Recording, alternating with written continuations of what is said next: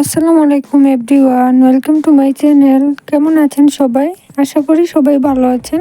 আজকে আরেকটি নতুন ভিডিও নিয়ে হাজির হয়ে গেলাম। আজকে বানিয়ে দেখাবো জলপাইয়ের টকঝাল মিষ্টি আচার।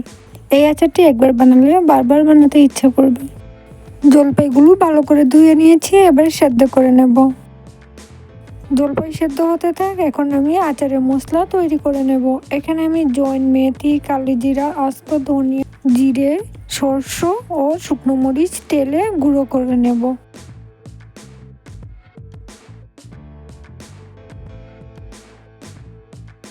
জলপাই সেদ্ধ হয়ে গেছে, এবার পানি ঝরিয়ে নেব।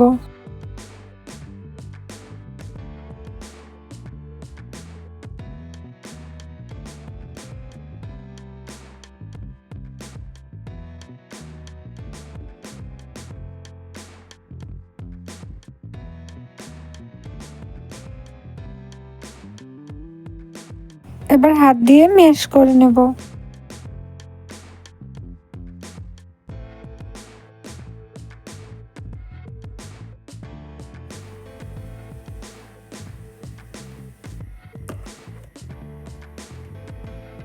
একটি পাত্রে পরিমাণ মতো খাঁটি সরিষার তেল দিয়ে দিলাম।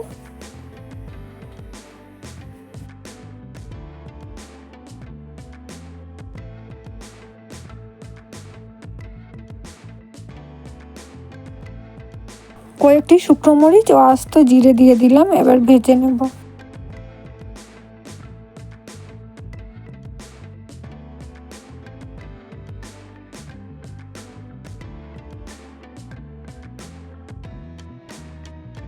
দুইটি তেজপাতা দিয়ে দিলাম, এবার সবকিছু ভেজে নেব।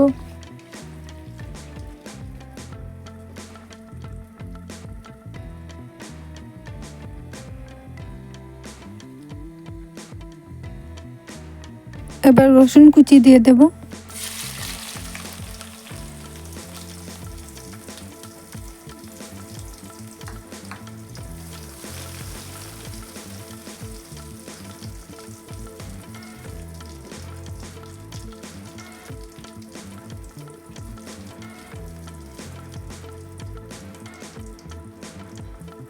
নেড়ে চেড়ে সবকিছু ভেজে নেব 2 মিনিট।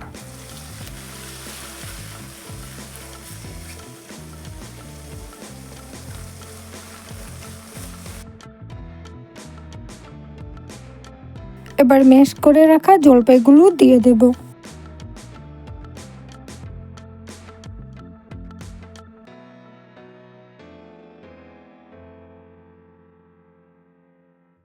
নেড়ে চেড়ে তেলের সাথে মিক্স করে নেব।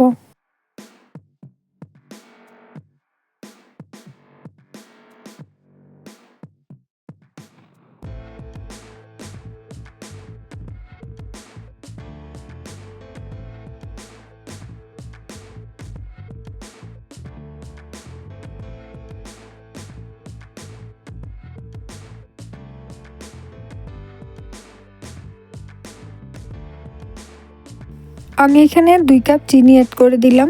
আপনারা আপনাদের পছন্দ মতো চিনি কম বেশ করে দিতে পারেন।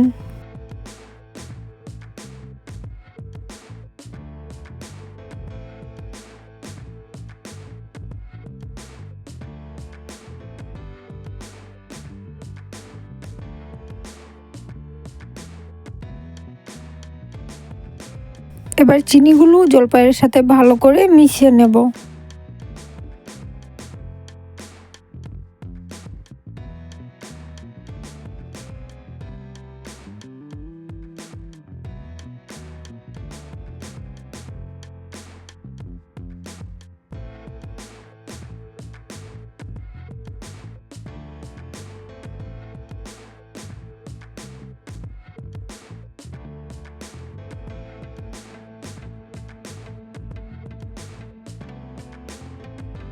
স্বাদ মতো লবণ দিয়ে দিলাম।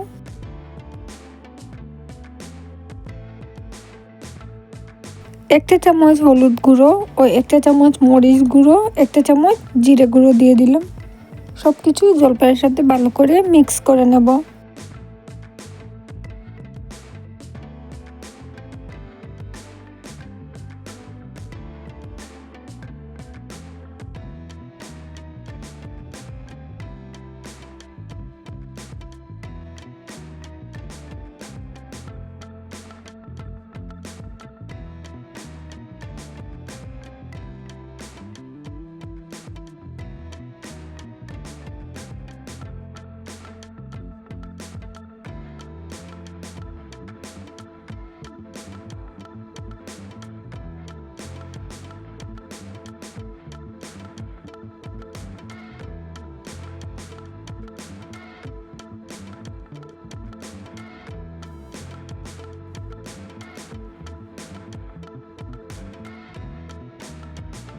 গুঁড়ো করে রাখা আচারের মশলা দিয়ে দিলাম।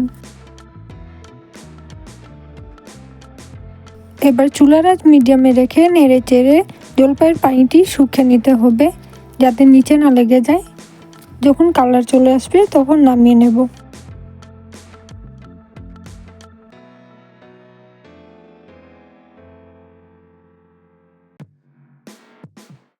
এই আচার বছরখানিক বয়ামে রেখে খেতে পারবেন।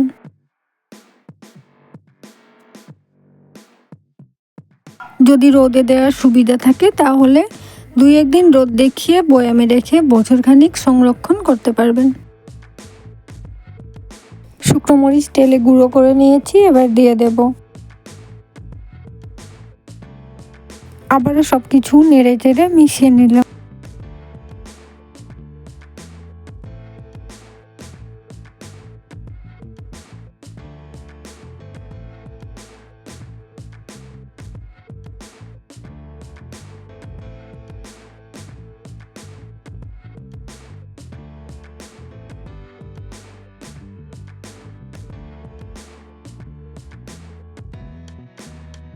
আচারে অনেক সুন্দর কালার চলে এসেছে, এবার নামিয়ে নেব।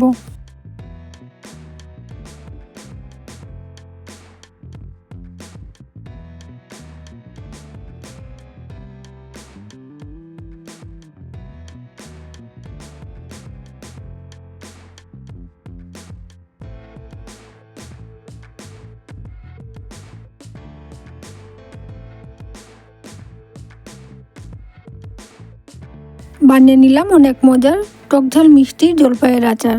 এই আচারটি একবার বানালে বারবার বানাতে ইচ্ছা করবে। এটি খেতে কিন্তু দারুণ ছিল। ভিডিওটি কেমন হলো কমেন্ট করে অবশ্যই জানাবেন। আজ এই পর্যন্তই, আবার নতুন কোনো ভিডিও নিয়ে হাজির হব। ততক্ষণ সবাই ভালো থাকেন, সুস্থ থাকেন। আল্লাহ হাফিজ। Thanks for watching.